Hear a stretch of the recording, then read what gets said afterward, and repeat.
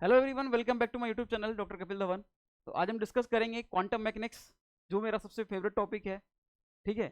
और ये quantum mechanics से क्या होता है कि बहुत लोगों को फोबिया रहता है कि क्वांटम मैकेनिक्स किस तरीके से पढ़ी जाए, इसकी आवश्यकता क्यों पड़ी क्वांटम मैकेनिक्स की, और क्वांटम मैकेनिक्स में जो डेरिवेशंस आते हैं, इक्वेशंस आती हैं, मैथमेटिकल प्रॉब्लम्स आती हैं, तो इससे मैं किस तरीके से आपको बचाऊंगा, किस तरीके से मैं फोबिया दूर करूंगा। वो फोबिया मेरे हिसाब से इसी वीडियो में क्या हो जाएगा, दूर हो जाएगा कि क्वांटम मैकेनिक्स को मैं इतना बेसिक से समझाऊंगा आज आपको। इसका जो इवोल्यूशन है, इसकी आवश्यकता क्यों पड़ी, और इसकी नीड क्यों है, और इसके पीछे फिलोसफी क्या है, ये सारी बातें जब मैं आपको बताऊंगा तो आपको लगेगा यार ये क्वांटम मैकेनिक्स तो बहुत गजब की चीज है।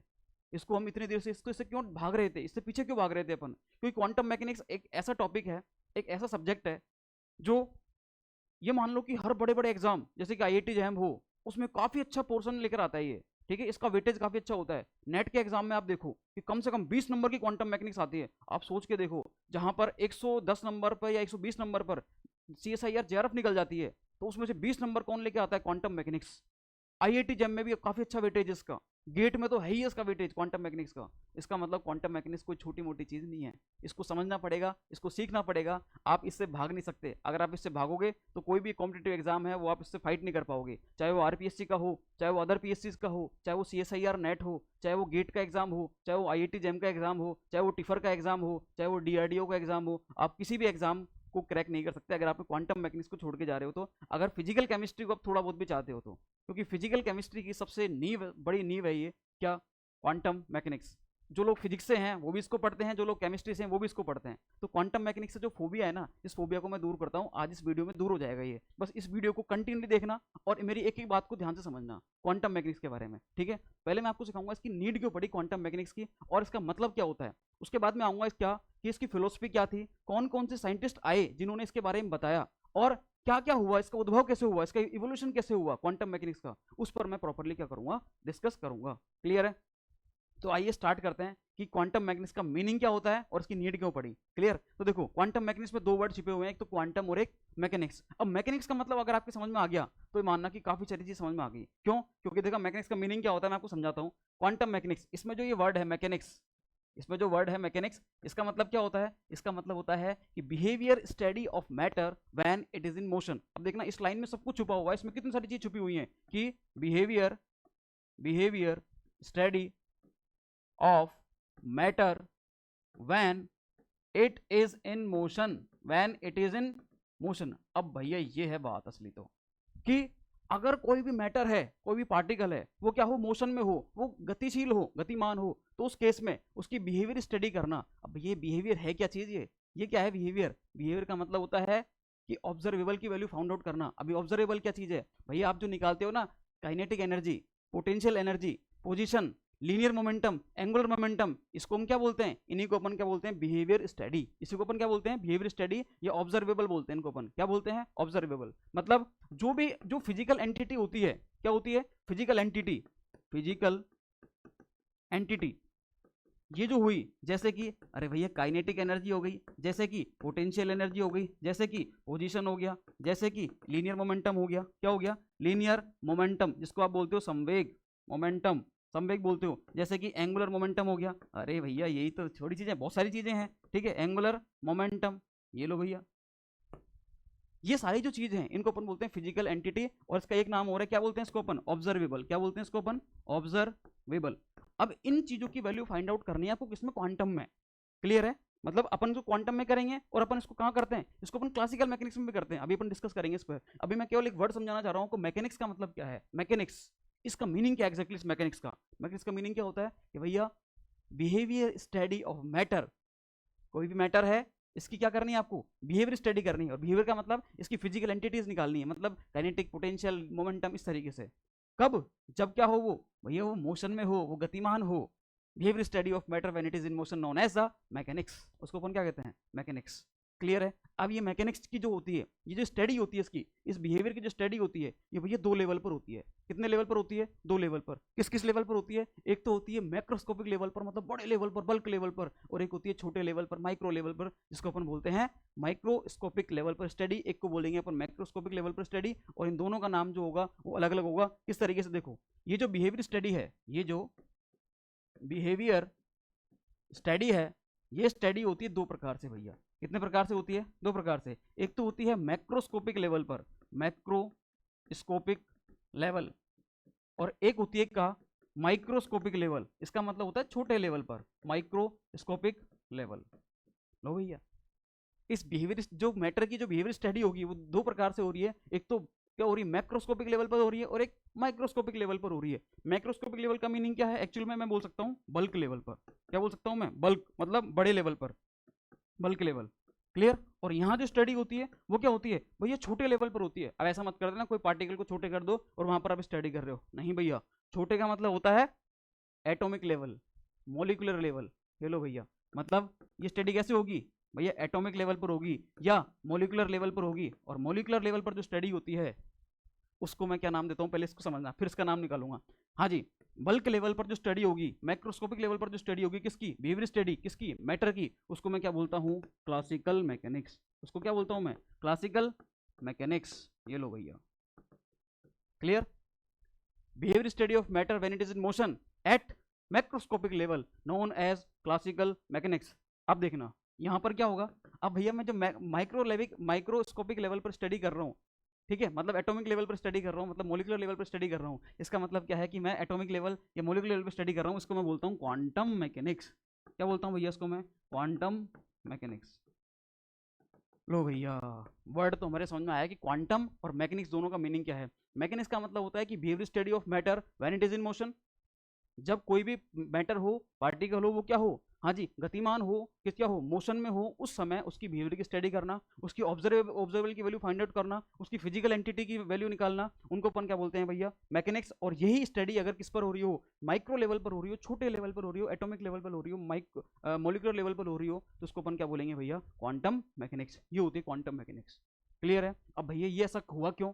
क्यों इसकी आवश्यकता पड़ी? जब क्लासिकल मैकेनिक्स चल रही थी, जब न्यूटन के लॉ चल रहे थे। अरे भैया, न्यूटन ही तो बोल के गया था कि अगर से ऊपर से कुछ सेब गिरे, भाटा गिरे, कुछ भी गिरे, ठीक है, तो उस केस में क्या होगा? उसने कुछ नियम दिए थे। ऊपर से कुछ गिरे तो न्यूटन का फर्स्ट लॉ, सेकंड लॉ, इस तरीके से। तो न्यूटन ने कुछ नियम दिए थे। अब जो न्यूटन के नियम थे उस वही तो अपने चल रहे हैं। भैया आपको अगर काइनेटिक एनर्जी निकालनी होती है तो आप क्या करते हो? काइनेटिक एनर्जी बराबर हाफ एम वी स्क्वायर। आपको पोटेंशियल एनर्जी निकालनी होती है तो भैया पोटेंशियल एनर्जी बराबर एम जी एच। ऐसे तो करते हो। आपको लीनियर मोमेंटम निकालना होता है, आप क्या करते हो? मास इंटू वेलोसिटी। ये तो करते हो। आपको एंगुलर मोमेंटम निकालना होता है, आप क्या करते हो? M V R, mass into velocity into radii. ये होती है एंगुलर मोमेंटम। तो मतलब क्या है कि क्लासिकल मैकेनिक्स में जब सब कुछ था, न्यूटन के लॉस ने क्या दे दिए थे? सारे फॉर्मूले दे दिए थे, सब कुछ था वहां पर, ए टू जेड चीज। क्योंकि जो क्लासिकल मैकेनिक्स है वो टोटल न्यूटन के लॉ पर बेस्ड होती है। ये क्या होती है? न्यूटन के लॉज पर, और न्यूटन के ने कुछ नियम दिए थे उन पर बेस्ड होती है ये। तो भैया जब ये क्लासिकल मैकेनिक्स पूरी थी तो ये क्वांटम की नीड क्यों पड़ी? जब सारे फॉर्मूले थे, आपको जो भी चीज निकालनी सब कुछ निकालो ना इजीली, क्या दिक्कत थी? तो why the need of quantum mechanics? इस क्वांटम मैकेनिक्स की नीड क्यों पड़ी? इसकी आवश्यकता क्यों पड़ी? अब मैं आपको बताता हूँ क्यों पड़ी। देखो एक चीज से समझ में आ जाएगा, एक चीज से। कैसे? इलेक्ट्रोकेमिस्ट्री की आपने एक बात सुनी होगी बहुत बढ़िया। कौन सी बात सुनी होगी? कि भैया देखो, अरे अब मैं ही थोड़ी बताऊंगा सारी चीजें, अब आप भी तो समझो इस चीज को। देखो जैसे कि मैंने क्या ले लिया, एक सेल बना रहा हूं मैं क्या लिया? एक सेल लिया, ठीक है। आप अच्छे से जानते हो जैसे हाइड्रोजन सेल होता है, हाइड्रोजन, ठीक है। ये एक minute hydrogen electrode, oxygen electrode, मतलब जो गैसेस इलेक्ट्रोड होते हैं वो सीधे तो होते नहीं है। उसमें क्या होता है भैया? वहां पर एक क्या होती है? ये इलेक्ट्रोड होता है। कौन सा? एक इनर्ट इनर्ट इलेक्ट्रोड लेते हैं अपन, याद करो। अपन क्या लेते हैं यहाँ पर? Inert electrode. अब बताओ मेरे को, अगर आपको हाइड्रोजन इलेक्ट्रोड बनाना हो, चाहे क्लोरीन इलेक्ट्रोड बनाना हो, चाहे ऑक्सीजन इलेक्ट्रोड बनाना हो, आप डायरेक्ट थोड़ी लेते हो। आप क्या करते हो? पहले एक इनर्ट इलेक्ट्रोड लेते हो। किसका? प्लेटिनम का। किसका लेते हो? प्लेटिनम का। और इस पर क्या कराते हो? उस गैस को एब्जॉर्ब कराते हो, और उसके बाद आप उसको क्या बनाते हो? इलेक्ट्रोड बनाते हो भैया। सीधे थोड़ी बनाते हो। मतलब यहाँ पर जो प्लेटिनम है, यहाँ पर प्लेटिनम, और आप प्लेटिनम को आप देख पा रहे हो क्योंकि प्लेटिनम की रॉड काम में ले रहे हो, आप ले रहे हो। तो प्लेटिनम की रॉड काम में ले रहे हो as a electrode, inert electrode. तो भैया ये स्टडी जो हो रही है, ये स्टडी कैसे हो रही है भैया? ये स्टडी हो रही है मैक्रोस्कोपिक लेवल पर। कैसे हो रही है? मैक्रोस्कोपिक लेवल पर हो रही है। सही है? मतलब इसको मैं बोल सकता हूँ क्या कि जस्ट लाइक क्लासिकल मैकेनिक्स। क्यों? क्योंकि भैया ये जो स्टडी हुई है क्या हुई है? बल्क लेवल पर हुई है, बड़े लेवल पर हुई है, मैक्रोस्कोपिक लेवल पर हुई है। इसलिए यहाँ पर जो प्लेटिनम है वो एक इनर्ट इलेक्ट्रोड की तरह बिहेव कर रहा है। सही है? अब देखना, अभी इस बात को ध्यान रखना मेरी बात को, कि प्लेटिनम ने एक इनर्ट इलेक्ट्रोड की तरह बिहेव किया है। अब मैं यहाँ पर एक बात और बताता हूँ आपको, इधर ही देखो कैसे। समझना भैया बात को ध्यान से। इसको मैंने क्या किया, पहले एक साइड कर दिया, ये लो। अब मैं आपको एक चीज़ बताऊंगा जिससे आपकी सारी चीज़ें क्या हो जाएंगी, क्लियर हो जाएंगी। ये दिख रहा होगा आपको, ये मेरे हिसाब से बिल्कुल दिख रहा है। अब यहाँ देखना, एक रिएक्शन हो रहा है बहुत अच्छी सी, मैं कुछ नहीं बोलूँगा, आप सब जानते हो। ये लो भैया, एल्कीन का हाइड्रोजिनेशन, एल्कीन का हाइड्रोजिनेशन अच्छे से जानते हैं, ऑर्गेनिक केमिस्ट्री की बहुत बेसिक रिएक्शन है ये। यहाँ पर मैंने लिया पीटी, मैंने क्या लिया इधर, प्लेटिनम। क्लियर? तो क्या होता है यहाँ पर इजीली ये इस तरीके से एल्कीन, एल्कीन जो है वो किसमें बदल जाएगा, एल्कीन में। किसमें बदल जाएगा भैया, ये एल्कीन में। ये कौन है भैया, एल्कीन, और ये कौन है भैया, एल्केन। बदल गया। होता क्या है इसमें, ये जो पीटी है, पीटी, ये जो पीटी है, प्लेटिनम है, प्लेटिनम की जो सरफेस होती है, प्लेटिनम की जो सरफेस है, इस सरफेस पर क्या होती है, ये हाइड्रोजन गैस जो है, ये हाइड्रोजन गैस क्या हो जाएगी, पहले एड्सॉर्ब होती है। ये क्या होती है पहले, ये एड्सॉर्ब। इसके ऊपर जो प्लेटिनम की सरफेस, इसके ऊपर क्या आ गई, हाइड्रोजन गैस एड्सॉर्ब हो गई, और इसी के ऊपर कौन आ जाती है भैया, एल्कीन। इसी के ऊपर कौन आ जाएगी, ये एल्कीन। ये लो, और इनके बीच में भी क्या हो गया, ये इस तरीके से एल्कीन आई। सबसे पहले कौन है, ये है भैया प्लेटिनम। ये कौन है भैया, प्लेटिनम। इस प्लेटिनम के ऊपर कौन आ गई, हाइड्रोजन गैस। हाइड्रोजन गैस के ऊपर कौन आ गया भैया, ये एल्कीन। इस तरीके से ये एड्सॉर्ब हो गई। एड्सॉर्ब होने के बाद क्या होता है, इन हाइड्रोजन और जो प्लेटिनम है, इनके बीच में कुछ वैन डर वाल फोर्स होते हैं, और एल्कीन और हाइड्रोजन के बीच में क्या होंगे, कुछ वैन डर वाल फोर्सेस क्या होंगे, जनरेट होंगे। और धीरे धीरे क्या होता है भैया, धीरे धीरे क्या होता है, यहाँ से हाइड्रोजन और पीटी के बीच में बॉन्ड बनना, सॉरी बॉन्ड जो था ऑलरेडी वो ब्रेक होना स्टार्ट हो जाएगा, ये वाला यहाँ से, और इन दोनों के बीच में बॉन्ड बनना स्टार्ट हो जाएगा। और कुछ ये कंडीशन आ जाती है देखना भैया, ये हाइड्रोजन के बीच में बॉन्ड बन रहा है, हाइड्रोजन के बीच में जो H2 के बीच में बॉन्ड था, ये बॉन्ड टूट रहा है, C और H के बीच में बॉन्ड बन रहा है, और इसके बीच में डबल बॉन्ड था वो भी ब्रेक होना स्टार्ट हो गया। और अल्टीमेटली यहाँ पर जो पीटी था, इसके बीच में बॉन्ड क्या हो रहा है, धीरे धीरे ब्रेक होता जा रहा है, ये वीक होता जा रहा है। और फाइनली क्या होता है, फाइनली ये हाइड्रोजन इससे जुड़ जाएगा, इससे जुड़ जाएगा, और आपको क्या मिलेगा, ये एल्कीन मिलेगी, सॉरी एल्केन मिलेगा आपको। ये हाइड्रोजन इससे जुड़ गया, और ये हाइड्रोजन क्या हुआ, इससे जुड़ गया, और ये वाला बॉन्ड क्या हो गया, ब्रेक हो गया। और साथ में जो प्लेटिनम की सरफेस है, ये भी क्या हो गई, इससे सेपरेट आउट हो गई। अब भैया समझना मैंने बात क्या बोली है, मैंने ये बोला है कि यहाँ पर जो प्लेटिनम काम में आया, यहाँ पर जो ये प्लेटिनम काम में आया, ये प्लेटिनम आप खुद बताओ किसकी तरह बिहेव कर रहा है, मैं नहीं बता रहा भैया, आप खुद बताओ किसकी तरह बिहेव कर रहा है भैया। ये कैटलिस्ट की तरह बिहेव कर रहा है। किसकी तरह बिहेव कर रहा है, ये एक कैटलिस्ट, एक उत्प्रेरक की तरह बिहेव कर रहा है। ये किसकी तरह, कैटलिस्ट की तरह, उत्प्रेरक की तरह। तो भैया मेरे को बताओ, यहाँ पर जो अपन पढ़ रहे हैं, ये रिएक्शन में पढ़ रहे हैं ना, रिएक्शन में जो अपन कोई भी चीज पढ़ते हैं तो वो कैसे पढ़ते हैं, एटॉमिक लेवल पर पढ़ते हैं भैया। एक ही तो एटम काम में आएगा इसका, पीटी का, ठीक है। और उस तरीके से क्या होता है, धीरे धीरे ये इसकी क्या बनती है, पूरी चेन बनती है। क्लियर?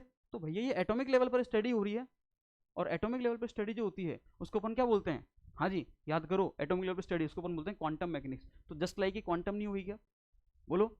अब आप खुद बताओ मेरे को कि ये जो प्लेटिनम था, जब इसको अपन मैक्रोस्कोपिक लेवल पर देख रहे थे, बड़े लेवल पर देख रहे थे, तो ये एक इनर्ट इलेक्ट्रोड की तरह बिहेव कर रहा था, एक इनर्ट मतलब अक्रिय की तरह बिहेव कर रहा था। जैसे ही इसको मैं एटॉमिक लेवल पर लेकर आया, जैसे ही मैं इस प्लेटिनम को एटॉमिक लेवल पर लेकर आया, तो भैया आप बताओ ये किसकी तरह बिहेव करने लग गया, कैटलिस्ट की तरह।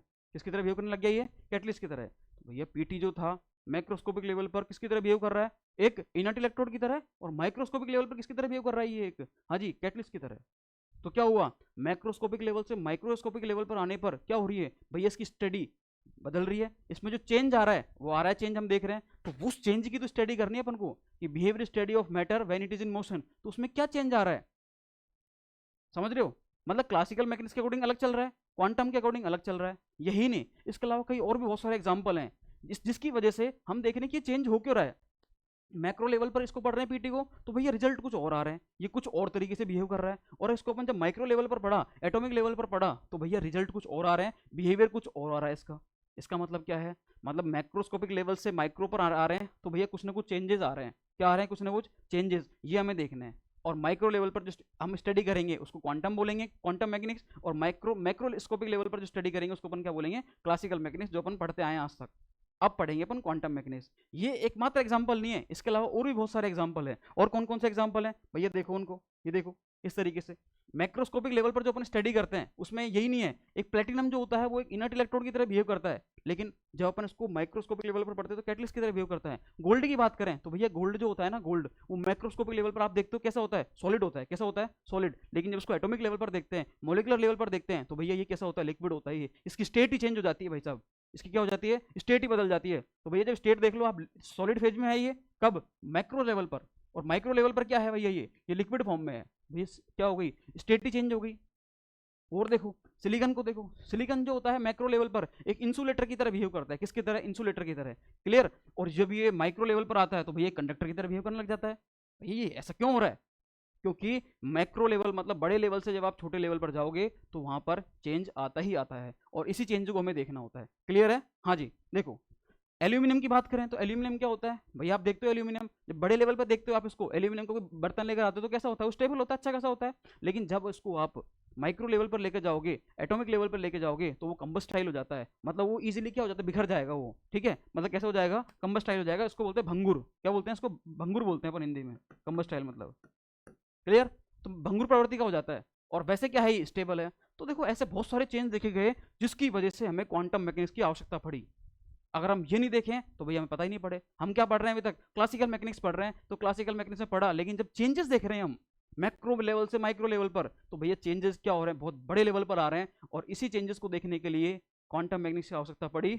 और अब क्या होगा, क्वांटम मैकेनिक्स का उद्भव होगा। क्या होगा, उद्भव। ये इसीलिए इन्हीं बातों की वजह से क्वांटम मैकेनिक्स की आवश्यकता पड़ी थी भाई साहब, क्लियर। अब वो आएगी कैसे क्वांटम मैकेनिक्स, मैं बिल्कुल बेसिक से बताऊंगा आपको कि साइंटिस्ट कैसे कैसे इसको ऊपर उठाकर लेकर आए। डायरेक्ट नहीं आई है, बहुत सारे साइंटिस्ट आएंगे जिसमें मैं आपको मेन मेन बताऊंगा, और उनके नाम आप जानते हो अच्छे से, और उनके फॉर्मूलाज भी जानते हो। बस आपको मैं एक सीक्वेंस फॉलो कराऊंगा, उस सीक्वेंस को ध्यान रखना है भाई साहब। क्वांटम सीखनी है तो वो सीक्वेंस नहीं टूटना चाहिए। वो सीक्वेंस क्या होगा वो भी अपन देखेंगे।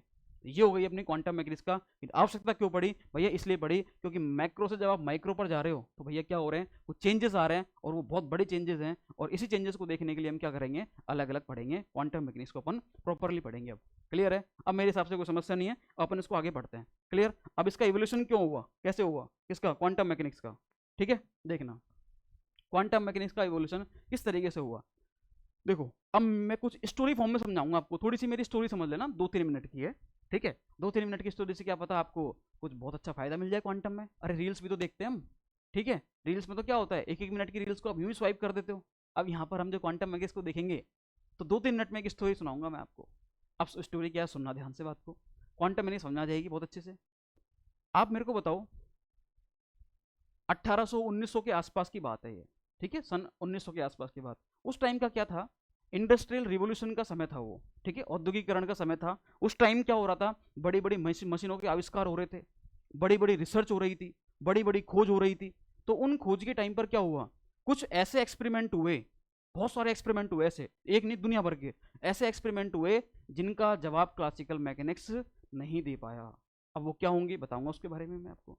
मतलब पहले क्या चलती थी, पहले केवल क्लासिकल मैकेनिक्स चलती थी। आपको कोई भी चीज निकालनी हो तो क्या होता था भैया, न्यूटन के लॉ देखो आप, फॉर्मूला देखो, और फॉर्मूले को क्या कर दो, अप्लाई कर दो। अप्लाई करके रिजल्ट आपके क्या होगा, सामने होगा। मतलब न्यूटन के लॉ के पर बेस्ड जो फॉर्मूलाज थे, उन फॉर्मूलाज को आप क्या करो, पुट करो, उनमें वैल्यू पुट करो, और आपके पास क्या होता था, ऑब्जर्वेबल की वैल्यू होती थी, आप इजिली निकाल सकते थे। मतलब क्लासिकल मैकेनिक्स के क्या करते थे, फॉर्मूले यूज होते थे। लेकिन इंडस्ट्रियल रिवोल्यूशन के टाइम पर 1900 के आसपास कुछ ऐसे बड़े बड़े एक्सपेरिमेंट हुए, बड़ी बड़ी रिसर्च हुई, जिनका जवाब क्लासिकल मैकेनिक्स नहीं दे पाया। मतलब क्लासिकल मैकेनिक्स से पूछते भैया ये कैसे हुआ, ब्लैक बॉडी रेडिएशन क्या चीज है यार, ये ऐसी कैसी रेडिएशन है जो क्या कर रही है, जो मतलब किसी भी फ्रीक्वेंसी को, किसी भी फ्रीक्वेंसी की रेडिएशन को मतलब एब्जॉर्ब भी कर रही है और एक्सक्रीट भी कर रही है, अवशोषित भी कर रही है और उत्सर्जित भी कर रही है।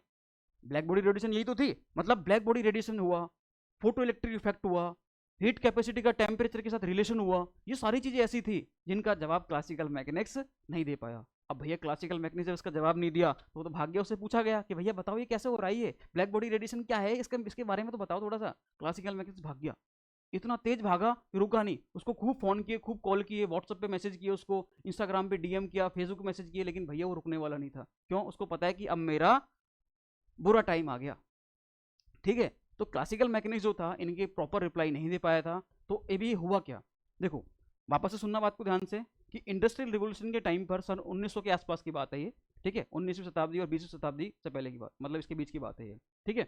मतलब इस टाइम पर क्या हुआ था, कुछ ऐसे एक्सपेरिमेंट हुए थे जिनका जवाब क्लासिकल मैकेनिक्स नहीं दे पाया। जैसे कि मैं कुछ दो तीन एग्जांपल बोलूं, जैसे कि मैं क्या बोल रहा हूँ, ब्लैक बॉडी रेडिएशन, जिसके बारे में आप बहुत अच्छे से जानते हो। जैसे स्टार्टिंग में जब आप पढ़ते हो, स्टार्टिंग में जब आपने थ्योरी में पढ़ा होगा, बीएससी या 11वीं 12वीं की क्लास में आपने पढ़ा होगा ब्लैक बॉडी रेडिएशन के बारे में, बहुत बेसिक थ्योरी है इसकी। थ्योरी क्या कहती है इसकी, बेसिक थ्योरी कि भैया मतलब ऐसी कोई बॉडी हो जो क्या करे, किसी भी फ्रीक्वेंसी की रेडिएशन को क्या कर ले, एब्सॉर्ब कर ले, और उसको क्या कर दे, उत्सर्जित कर दे, एक्सक्रीट कर दे।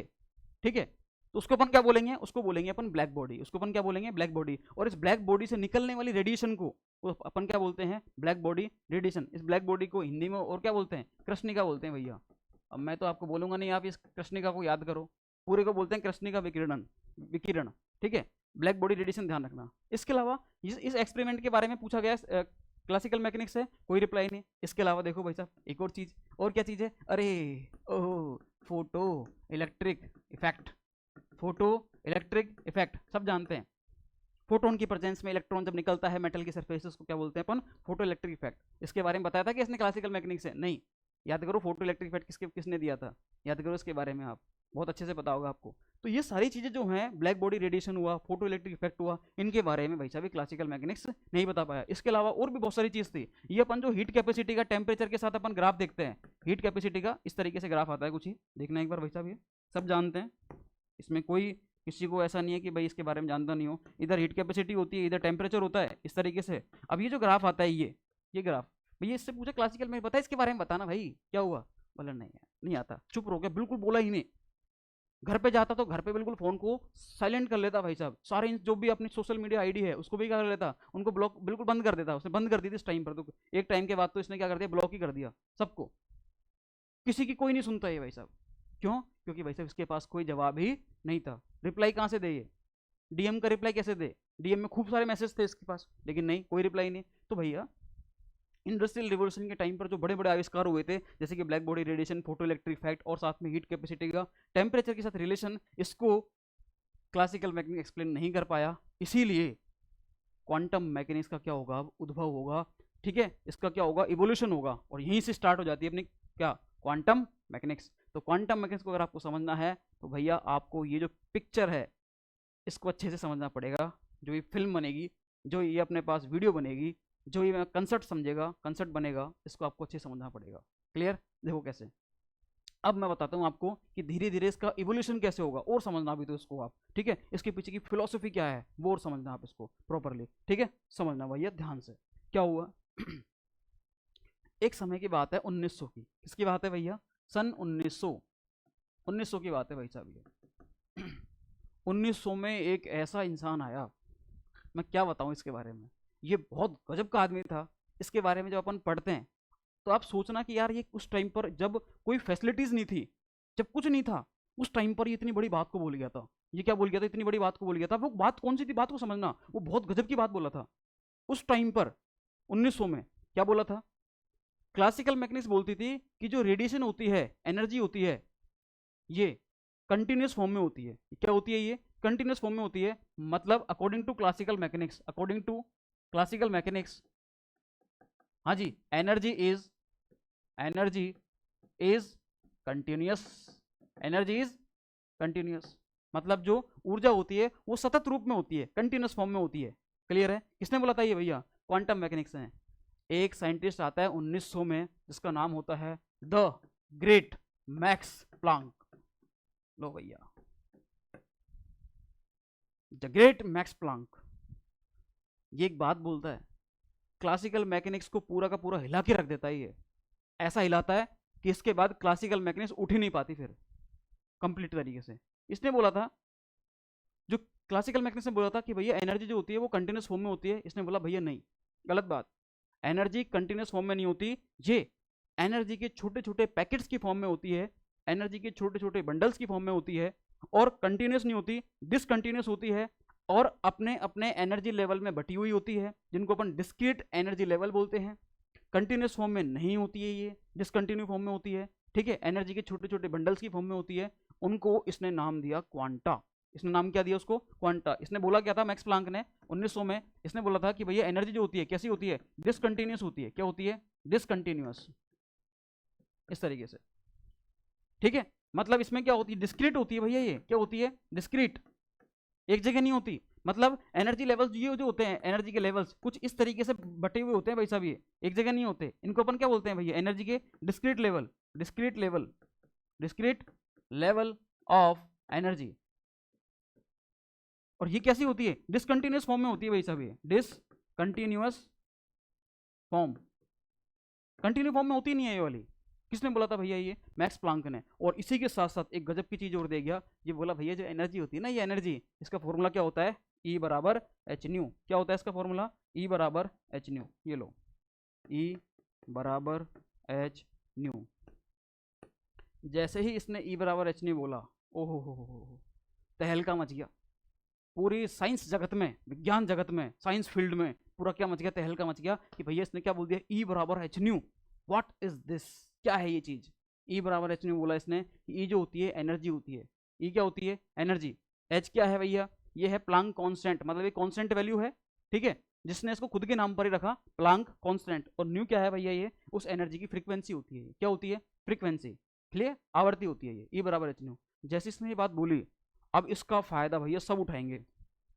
इसका फायदा आने वाले इसके बाद जितने भी साइंटिस्ट आए हैं, इसके बाद जो भी साइंटिस्ट आए हैं, जैसे कि आइंस्टीन आया है, रदरफोर्ड आया है, नील्स, उसके बाद नील्स बोर आया है, इसके बाद डी ब्रोगली आया है, श्रोडिंगर आया है, और अल्टीमेटली क्वांटम मैकेनिक्स पूरी आती है। तो भैया सब इसका फायदा उठाते हैं। आप देखो पूरी फिजिकल केमिस्ट्री में ये एच घूमता रहता है, हर जगह पर एच दिखेगा आपको, ये हर जगह एच दिखेगा। एच का मतलब क्वांटम मैकेनिक्स ही है। क्लासिकल मैकेनिक्स में देख के बता दो कहीं एच दिख जाए तो, आप जो न्यूटन के फॉर्मूलाज हैं वहां पर कहीं एच दिखा दो, मिल जाए तो। नहीं, क्यों? क्योंकि भैया वो क्लासिकल मैकेनिक्स है, वो मैक्रोस्कोपिक लेवल पर स्टडी थी, वो न्यूटन के लॉज पर बेस्ड था। ये क्लासिकल मैकेनिक्स जो है ये क्वांटम पर बेस्ड है, ये माइक्रो लेवल पर स्टडी है, माइक्रोस्कोपिक लेवल पर स्टडी है, एटॉमिक लेवल पर स्टडी है। इसीलिए यहाँ पर जो ये एच आया ना, एच, ये कोई ऐसे ही नहीं आया।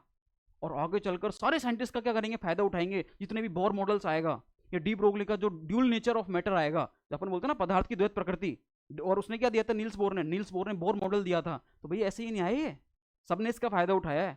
इसीलिए सारे साइंटिस्ट इसको पापा बोलते हैं। बिल्कुल, सब साइंटिस्ट क्या बोलते हैं इसको? पापा। और अल्टीमेटली इसको क्या बोला जाता है? मैक्स प्लांक को फादर ऑफ क्वांटम मैकेनिक्स। ध्यान रखना भैया, Max Planck is known as father of quantum mechanics. अब लिख रहा हूं मैं इधर, ये समझना भैया ध्यान से सभी। फादर ऑफ क्वांटम मैकेनिक्स कौन? भैया ये मैक्स प्लांक। क्यों बोलते हैं?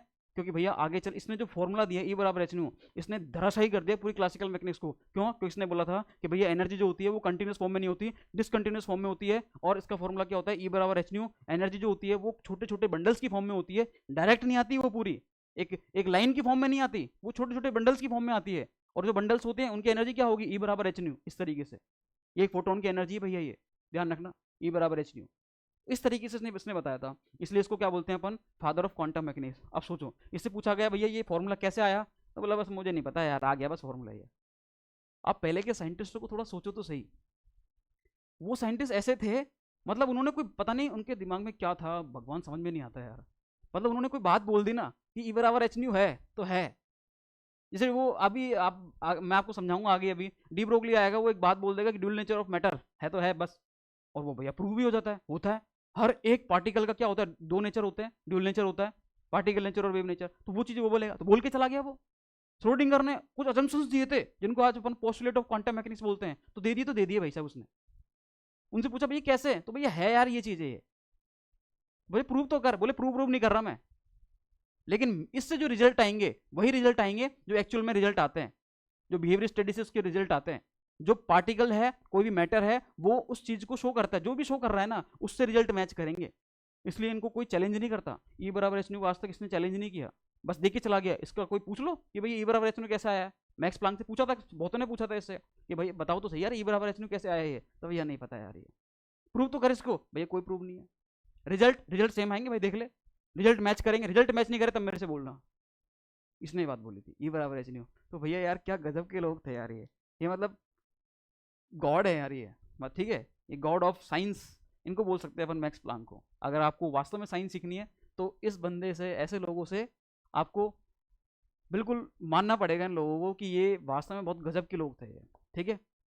भगवान ही मानना पड़ेगा इनको अगर आपको साइंस प्रॉपरली सीखनी है तो, क्योंकि साइंस इनके बिना तो नहीं सीख सकते अपन।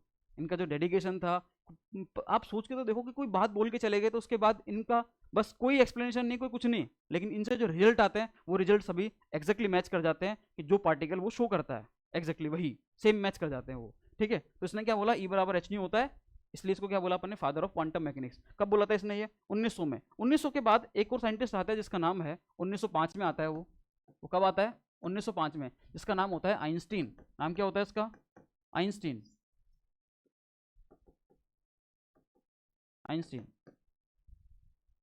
अब आइंस्टीन क्या कहता है भैया?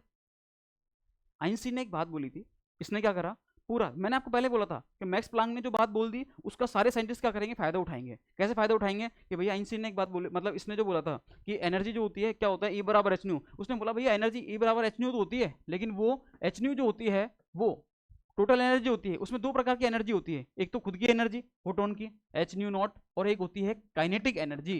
क्या होती है? Kinetic energy. ये कौन बोल गया भाई साहब? ये बोल गया आइंस्टीन। कौन बोल गया? ये आइंस्टीन। बहुत बढ़िया।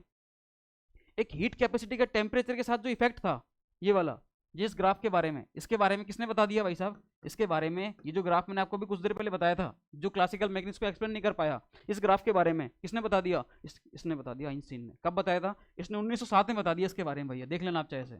1907 में इस ग्राफ के बारे में बता दिया। 1905 में इसने किसके बारे में बताया? थोड़ा ही फोटोन की एनर्जी के बारे में बता दिया कि भैया टोटल एनर्जी में जो होती है, फोटोन की एनर्जी तो होती है, साथ में काइनेटिक एनर्जी भी होती है इसमें। क्लियर है? तो इसके बारे में बता दिया, इसके बारे में बता दिया, हीट कैपेसिटी का टेम्परेचर के साथ रिलेशन क्यों आया है, कैसे आया, इसने बता दिया। ये आपको देखना हो तो आप थर्मोडायनेमिक्स में आराम से देख सकते हो इसको। ठीक है, अभी मैं इसको यहाँ डिस्कस नहीं करूंगा, नहीं तो बहुत टाइम मेरा जाएगा। देखो क्वांटम पर फोकस करना है अभी। ठीक है, उसके अलावा देखो यहाँ पर 1911 की बात है भाई साहब। किसकी बात है? 1911 की। जैसे आपको पता होगा उस टाइम पर 1800 मतलब 1897 की बात है, 1897 की। उस टाइम पर जे थॉमसन ने इलेक्ट्रॉन की खोज करी थी, याद करो। 1897 में क्या हुआ था? जे थॉमसन ने इलेक्ट्रॉन खोज करी थी।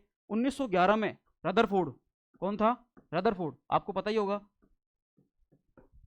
जे थॉमसन के बाद कौन आता है? रदरफोर्ड। तो रदरफोर्ड क्या कर रहा था? ये भी तो एक्सपेरिमेंट कर रहा था। ये भी तो क्या कर रहा था? एटम पर एक्सपेरिमेंट कर रहा था, ये भी सही है। तो एक्सपेरिमेंट कर रहा था, तो उसी केस में इसने क्या कर दी थी? न्यूक्लियस की खोज कर दी थी, याद करो। इसने किस तरीके से न्यूक्लियस की खोज करी थी? 20,000 अल्फा पार्टिकल को भेजा था, इसमें एक पार्टिकल वापस लौट कर आ गया था, न्यूक्लियस की खोज हो गई थी। अल्फा पार्टिकल पर कौन सा चार्ज होता है? Positive charge. तो पॉजिटिव चार्ज गया, न्यूक्लियस पर कौन सा चार्ज होता है? Positive charge. तो वो वापस टकराया और हैंड टू हैंड क्या आ गया? वापस आ गया। तो इसने किसकी खोज कर दी थी? न्यूक्लियस की। कब? 1911 में। ये लो भाई साहब। तो ये सारी चीजें जो थी, सबसे पहले मैंने आपको बता दें मैक्स प्लांक आया था, उसके बाद आइंस्टीन आया, उसने भी इसको यूज में लिया, रदरफोर्ड आया, और इसके बाद जो भी साइंटिस्ट आएंगे वो सब क्या करेंगे? इसको प्रॉपरली यूज में लेंगे। क्लियर है? इसके बाद आपको पता है 1897 में कौन आया था? J Thomson. उसके बाद कौन आया? रदरफोर्ड। और रदरफोर्ड के बाद आता है एक और साइंटिस्ट जिसका नाम है नील्स बोर। कौन आता है? Niels Bohr. तो इसके जस्ट बाद ही 1913 में, कब? 1913 में एक साइंटिस्ट और आता है जिसका नाम होता है क्या? Niels Bohr. Niels Bohr. और ये क्या करता है? याद करो, सब जानते हो उसके बारे में, 11 12 में खूब पढ़ा है। नील्स बोर ने क्या दिया था? एक मॉडल दिया था जिसका नाम है बोर मॉडल। क्या होता है? Bohr's model. ये लो भैया, इसने दिया था बोर मॉडल। ठीक है, बोर की थ्योरी। अभी नील्स बोर का मॉडल क्या था? क्या कहता था? इसने एक बात बोली थी सिंपल सी कि भैया एंगुलर मोमेंटम जो होता है, एंगुलर मोमेंटम, देखो जो मोमेंटम होता है वो क्या होता है? Mass into velocity. और एंगुलर है इसलिए क्या लग गया? आर। तो mass into velocity into radius, ये क्या होता है? Angular momentum. ये जो होता है ये क्या होता है? N H cut. क्या होता है ये? N H cut. और एन एच कट का मतलब क्या है? एच कट का कुछ नहीं है, एच कट एक वो है, ये भी कॉन्स्टेंट है, इसका एग्जैक्टली वैल्यू क्या होती है? H upon 2 pi. तो मैं ये भी लिख सकता हूँ कि M V R is directly proportional to N H upon 2 pi. ये लो, ये किसने बोला था भाई साहब? ये बोला था नील्स बोर ने। क्लियर? एम वी आर क्या होता है यहाँ पर? Angular momentum. एंगुलर मोमेंटम, ये लो, कितनी बढ़िया चीज है। मतलब नील्स बोर ने क्या बोला था कि एंगुलर मोमेंटम जो होता है वो क्या होता है? N H cut, N H upon 2 pi. ये भी कौन? अरे नील्स बोर भी। देखो एच क्या आ गया? एच। मतलब ये भी किसको यूज में ले गया? ये भी जो मैक्स प्लांक का फॉर्मूला था उसको इसने यूज में ले लिया वापस से।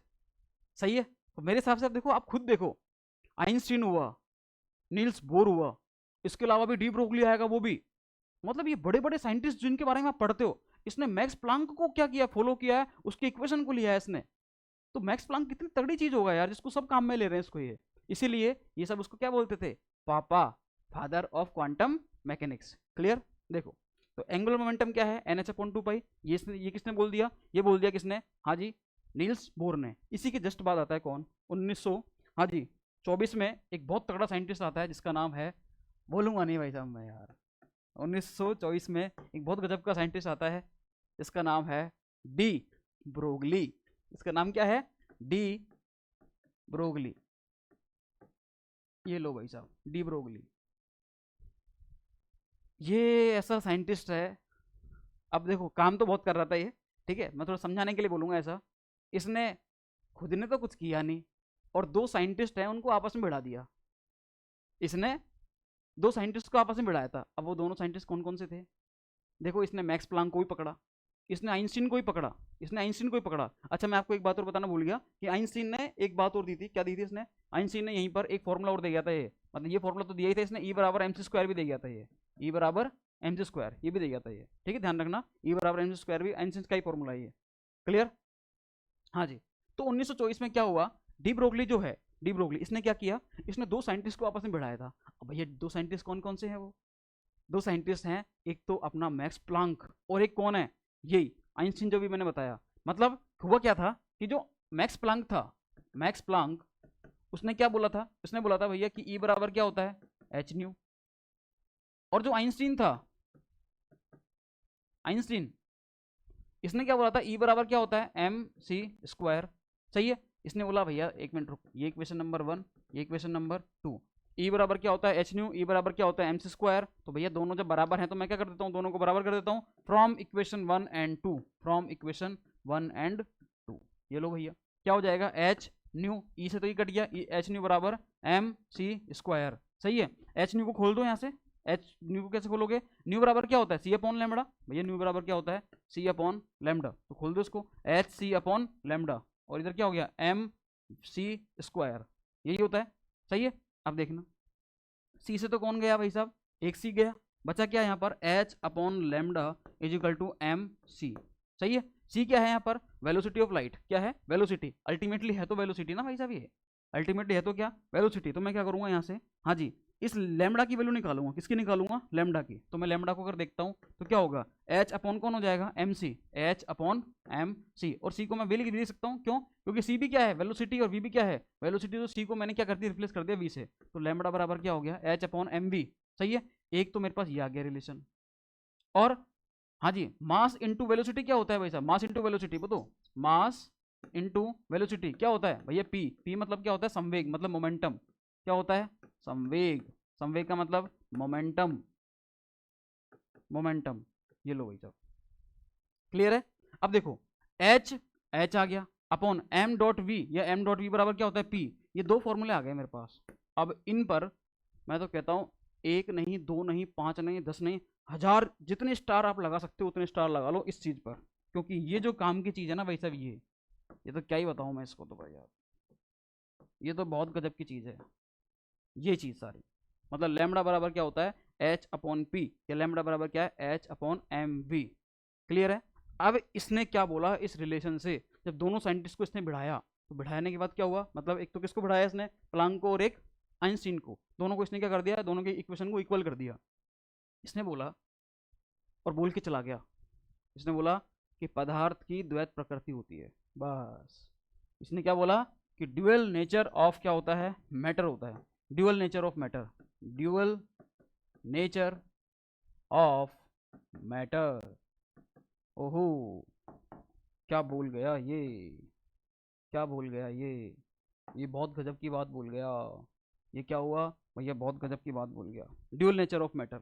इसने बोला पदार्थ की क्या होती है, द्वैत प्रकृति होती है। अब ये ड्यूअल नेचर में कौन कौन आ जाएंगे भैया, ड्यूअल नेचर में देखो, ड्यूअल नेचर में एक तो कौन आएगा, एक तो आएगा पार्टिकल नेचर, तो क्या आएगा, पार्टिकल नेचर, और एक आएगा भैया वेव नेचर, एक क्या आएगा, वेव नेचर। क्लियर है। पार्टिकल नेचर और वेव नेचर। इसने बोला कि कोई भी मैटर जो होता है ना, वो दो प्रकार के नेचर शो करता है, एक तो पार्टिकल नेचर और एक वेव नेचर। अब ये पार्टिकल नेचर तो शो करते हैं अपन को पता है अच्छे से, कोई भी मैटर है तो पार्टिकल की तरह तो दिख ही रहा है, तो पार्टिकल नेचर तो है उसमें। अब वेव नेचर कैसे आएगा, तो भैया इधर इधर देखो, ये देख, लोग बात पूछ रहे हैं इससे कि भैया कैसे बोला आपने ये कि वेव नेचर भी शो कर रहा है कोई भी मैटर। तो भैया देखो, ये क्या है, आप भी समझना, डी ब्रोगली समझा रहा है, मैं नहीं समझा रहा, डी ब्रोगली समझा रहा है, मैं तो उसकी बातों को बता रहा हूँ केवल, ठीक है। उसने बोला देख ये कौन है, लोग बोलते हैं ये तो लैम्बडा है। मतलब क्या है इसका, मतलब होता है, लैम्बडा का मतलब होता है वेव लेंथ। क्या होता है, वेव लेंथ। सही है। आए कहाँ से हैं, पार्टिकल से ही आए सब, ये आए तो मैटर से ही है ना। सही है। तो लैम्बडा बराबर क्या होता है, वेव लेंथ। वेव लेंथ का मतलब क्या है, किसी वेव की लेंथ। अरे वेव लेंथ तभी तो निकालोगे जब वो वेव होगी। अरे किसी वेव की तो लेंथ निकालोगे ना, तभी तो उसको क्या बोल रहे हैं, वेव लेंथ। मतलब वेव लेंथ अगर आप निकाल रहे हो, इसका मतलब वेव नेचर शो हो रहा है, इसका मतलब वेव नेचर शो हो रहा है। तो इसने इस फॉर्मूले से किसी भी मैटर का आप वेव नेचर शो कर, वेव नेचर निकाल सकते हो। इसने ऐसा फॉर्मूला निजात कर दिया, ऐसा फॉर्मूला बना दिया। मतलब आप अगर वेव लेंथ निकाल रहे हो, इसका मतलब आपने क्या कर दिया, आपने वेव नेचर बता दिया कि इसका वेव नेचर क्या है, इसकी वेव लेंथ क्या है, उस तरीके से बता सकते हो। लैम्बडा निकलने के बाद तो बचता ही क्या है फिर, सही है। तो देखो ये सारी चीजें किसने बता दी भैया, डी ब्रोगली ने बता दी। डी ब्रोगली ने जो बात बोली थी कि किसी पदार्थ का क्या होता है, ड्यूअल नेचर होता है, एक तो पार्टिकल नेचर और एक वेव नेचर। और वेव नेचर कैसे निकालते हैं भैया, ऐसे। पार्टिकल नेचर तो अपन निकाल ही रहे हैं बहुत टाइम से, सही है। तो पार्टिकल नेचर भी शो करता है कोई मैटर, और वेव नेचर भी शो करता है। क्लियर है। ये सारी बातों को सुन रहा था कौन, एक नया ही आदमी, एक नया ही इंसान होगा जो इन बातों को सुन रहा है, डी ब्रोगली की। कौन कौन सी बातों को सुन रहा है भाई साहब, ये बातों को। वो क्या कर रहा है, जब डी ब्रोगली इन चीजों को एक्सप्लेन कर रहा था, जब उसने एक बात बोली थी कि कोई भी मैटर है वो ड्यूअल नेचर शो करता है, पार्टिकल नेचर और वेव नेचर। जैसे ही इसने ये बात बोली, वैसे ही एक इंसान था, एक साइंटिस्ट था, जिसका नाम था श्रोडिंगर। क्या नाम था इसका, श्रोडिंगर। वो इस कोने में से बैठा बैठा देख रहा है भाई साहब, ठीक है, यहां से देख रहा है भाई साहब, वो इस जगह से, इस जगह से क्या कर रहा है, इनको देख रहा है। कैसे देख रहा है, वो देख रहा है कि डी ब्रोगली ने एक बात बोली यार बहुत गजब की। क्या बात बोली है, कि कोई भी मैटर है वो ड्यूअल नेचर शो करता है, एक तो पार्टिकल नेचर और एक वेव नेचर। जैसे ही उसने वेव नेचर वाली बात बोली, भाग के आया भाई साहब, ये भाग के आता है और डी ब्रोगली को बोलता है, जैसे मैं आपको यहाँ पर पढ़ा रहा हूँ इस जगह पर, वैसे ही क्या कर रहा है डी ब्रोगली औरों को समझा रहा था। श्रोडिंगर भाग कर आया, और श्रोडिंगर ने बोला डी ब्रोगली भाई तू पढ़ा मत, अब तू यहाँ बैठ जा टेबल पर, और मैं कुछ बातें बोलूंगा जो तूने बोली है ना, भी बातें, ये इन बातों के अकॉर्डिंग कुछ मैं बातें बोलूंगा। वो बातें क्या होंगी भैया, सुनना ध्यान से, उन पर बहुत सारी चीज बेस्ड होगी। अब बहुत बड़े साइंटिस्ट, क्या, बहुत बड़े साइंटिस्ट, उसका क्या हो रहा है, वो इंट्रोड्यूस हो रहा है यहाँ पर, जिसका नाम है श्रोडिंगर। क्या नाम है उसका, श्रोडिंगर। भैया इससे ही तो आप घबराते हो, इससे तो आप घबराते हो, श्रोडिंगर से ही तो, क्योंकि श्रोडिंगर ही आगे चल के बहुत सारी चीज़ देता है। और आप देखो कैसे आ रहा है श्रोडिंगर। ये बातें आप किसी ने नहीं बताई होंगी, मैं आपको बता रहा हूँ सारी बातें, ये ठीक है। ये फिलॉसफी है क्वांटम मैकेनिक्स के पीछे की, जिसको हर कोई नहीं बताता। जो अगर आप उसके बारे में जानोगे तभी, अब देखो क्वांटम मैकेनिक्स कितनी ईजी लग रही होगी आपको, अभी तो आएगी ये, स्टार्ट भी नहीं हुआ अभी तक तो, मानो ठीक है, क्वांटम मैकेनिक्स का बस फिलोसफी है इसके पीछे की, कि उद्भव कैसे हुआ क्वांटम मैकेनिक्स का। देखो श्रोडिंगर, श्रोडिंगर जो है इसने क्या बोला, डी ब्रोगली अभी तूने एक बात बोली थी। बोले हाँ सर बताओ मैंने क्या बात बोली थी। बोले बता ना, तूने तो कुछ बात बोली थी अभी अभी। बोले क्या, बोले मैंने ये बात बोली थी, डी ब्रोगली बोल रहा है, किस कोई भी मैटर होता है सर वो दो प्रकार के नेचर शो करता है, एक तो पार्टिकल नेचर और एक वेव नेचर। बोली थी ना अभी तूने बात। बोले हाँ सर बोली थी मैंने। क्या बोली थी, पार्टिकल नेचर शो करता है और क्या करता है, बोले वेव नेचर शो करता है। तो सुना मेरी बात को, अगर कोई भी मैटर पार्टिकल नेचर शो करता है, उसके वेव नेचर शो करता है। सुनना ध्यान से, इधर देख भाई, इधर देख। अगर कोई भी मैटर है वो पार्टिकल नेचर के साथ अगर वेव नेचर भी शो करता है, तो उस मैटर की अपनी एक क्या होगी, इक्वेशन होगी, मतलब वेव इक्वेशन होगी। अगर कोई मैटर है वो वेव नेचर शो करता है, तो उसकी अपनी एक क्या होगी, वेव इक्वेशन। उसकी अपनी एक क्या होगी, वेव इक्वेशन। ध्यान रखना, सुन रहा है कि बात को ध्यान से। डी ब्रोगली बोला हाँ सर सुन रहा हूँ मैं, बिल्कुल सुन रहा हूँ। तो उसकी अपनी क्या होगी, वेव इक्वेशन। और इस वेव इक्वेशन का सॉल्यूशन ही, ओहो, इस वेव इक्वेशन का सॉल्यूशन ही क्या आएगा, वेव फंक्शन। क्या आएगा, वेव फंक्शन। अब भैया ये बहुत तगड़ी बात बोल गया, ये क्या बोल गया, बहुत तगड़ी बात बोल गया। और वैसे बोलना नहीं चाहिए, क्योंकि इसने भी बहुत अच्छा काम किया था, लेकिन ये बहुत मतलबी इंसान था भाई। श्रोडिंगर जो था बहुत ही मतलबी इंसान था। कैसे, इसने अब से आगे की जो भी चीज निकालेगा, ये जो भी बातें निकालेगा, ये क्या करेगा, खुद के नाम पर रखेगा।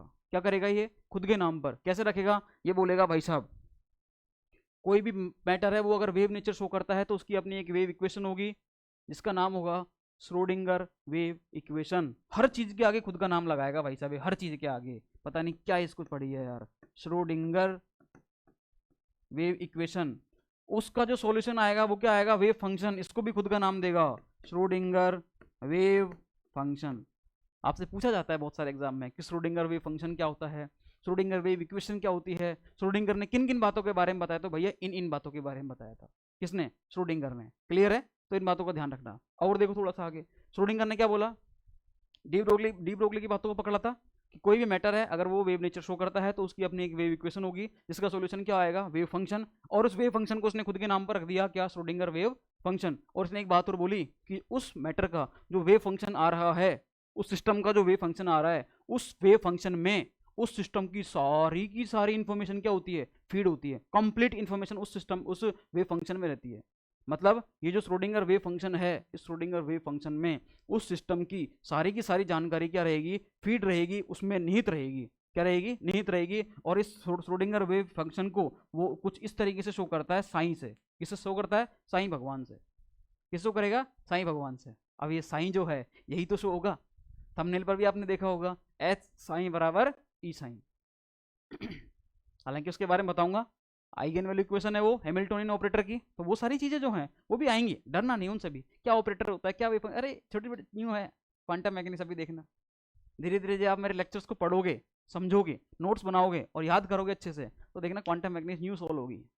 क्वांटम मैकेनिक्स बहुत गजब की चीज़ है और मेरा तो फेवरेट टॉपिक रहा है ये। क्वांटम मैकेनिक्स तो मेरे को इतनी अच्छी लगती है कि कितने भी लोगों को मैं पढ़ा दूँ, कितनी बारी पढ़ा दूँ। बहुत सारे बैचेस में पढ़ाई है, कई इंस्टीट्यूट्स में पढ़ाया है मैंने इसको, ठीक है। यहाँ पर भी ऑनलाइन ही पढ़ा रहा हूँ मैं, इससे पहले भी मैंने 2020 में ऑनलाइन पढ़ाई थी ये क्वांटम मैकेनिक्स।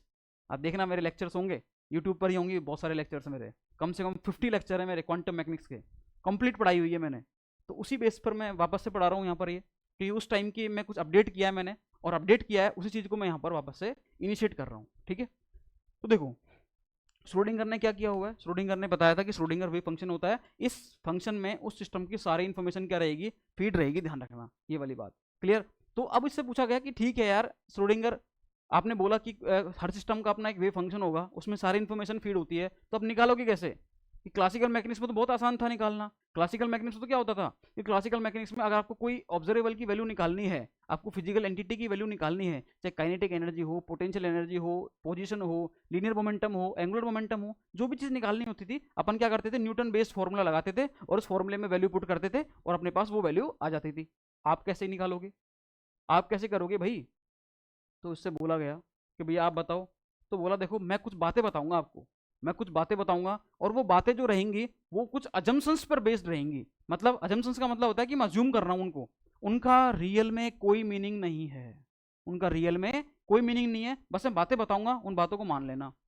बोले यार ऐसे तो आप कुछ भी बोल दोगे। बोले कुछ भी कैसे बोल दोगे, जो बातें मैं बोलूंगा वो प्रैक्टिकली प्रूव करके दिखा दूंगा आपको मैं। मतलब मैं वैसे प्रूव नहीं करूंगा, लेकिन जो उनसे सॉल्यूशन आएगा, जो उसका रिजल्ट आएगा, वो रिजल्ट वही आएगा जो एग्जैक्टली मैटर शो कर रहा है। मतलब मैटर जो बिहेवियर शो कर रहा है, जो उसका रिजल्ट आ रहा है, ठीक है, प्रैक्टिकल रिजल्ट आ रहा है, उस वही रिजल्ट मतलब एग्जैक्टली सेम वैल्यू किससे आ जाएंगी, जो मैं पोस्टुलेट बताऊंगा और जो मेथड्स आपको बताऊंगा वो अजम्पशन पर बेस्ड है, अज्यूम मैं कर रहा हूं उनको, लेकिन उन पर बेस्ड होंगी सारी चीजें। तो क्या हुआ, वापस सुनना, अब मैं पूरी लाइन कंप्लीट बोल रहा हूँ। डी ब्रोगली जब था उसने क्या बोला था, ड्यूअल नेचर ऑफ मैटर, कोई मैटर है वो पार्टिकल नेचर भी शो करता है, वेव नेचर भी शो करता है। श्रोडिंगर ने इस बात को पकड़ा, श्रोडिंगर ने जैसे इस बात को पकड़ा उसने बोला कि डी ब्रोगली तूने एक बात बोली कि भाई क्या बोला कि कोई मैटर है वो पार्टिकल नेचर के साथ वेव नेचर शो करता है, तो उसकी अपनी एक वेव इक्वेशन होगी, उस वेव इक्वेशन का सॉल्यूशन वेव फंक्शन होगा, और उस वेव फंक्शन को मैंने अपने नाम पर रखा श्रोडिंगर वेव फंक्शन। और इस वेव फंक्शन में उस सिस्टम की सारी इंफॉर्मेशन फीड होती है, और इस इंफॉर्मेशन फीड होती है उसके बेसिस पर अब मैं कुछ अजम्पशंस दे रहा हूं, मैं कुछ नियम दे रहा हूं, उन नियम को मैं बोल रहा हूं पोस्टुलेट्स ऑफ क्वांटम मैकेनिक्स। मतलब जो श्रोडिंगर अब यहां पर वेव फंक्शन को निकालने के बाद अब जो कुछ अजम्पशंस देगा, ठीक है, उनको अपन क्या बोलेंगे क्वांटम मैकेनिक्स में, क्वांटम मैकेनिक्स में इसको बोलेंगे अपन पोस्टुलेट। और वो कुछ नियम देगा, मतलब पोस्टुलेट का मतलब नियम ही होता है, अभिग्रहित होते हैं वो, ठीक है। मतलब कोई नियम है, कोई रूल है, अगर वो बहुत बड़े लेवल पर मान्य हो जाए, अगर कोई नियम है, कोई रूल है, वो बहुत बड़े लेवल पर मान्य हो जाए तो उसको अपन पोस्टुलेट बोल सकते हैं। क्लियर है, समझ गए बात को। तो पोस्टुलेट ऑफ क्वांटम मैकेनिक्स किसने दिए थे भैया, श्रोडिंगर ने दिए थे। अभी देगा ये, इसने टोटल 6 पोस्टुलेट दिए वैसे तो, जिसमें अपन ने 5वां छठा इतना काम कर, मतलब छठा तो ही मान लो, वो फिजिक्स वगैरह में पढ़ते हैं अपन कि कोई स्पिन इंट्रोड्यूस हो जाता है तब जाके वो अपन देखते हैं। बाकी अपने शुरू के जो 4 हैं वो बहुत काम के हैं। 5वां एक आता है time dependent Schrodinger wave equation, उसके बारे में अपन बहुत ज़्यादा डिटेल में नहीं पढ़ते, थोड़ा बहुत पढ़ते हैं उसमें, ठीक है। बाकी जो स्टार्टिंग के 4 पोस्टुलेट हैं वो अपन एक बार देख लेते हैं। मैं आपको अभी पोस्टुलेट पर अलग से वीडियो बनाऊंगा, अभी बस बोल रहा हूँ मैं आपको इनके बारे में, हल्का हल्का सा बता देता हूँ।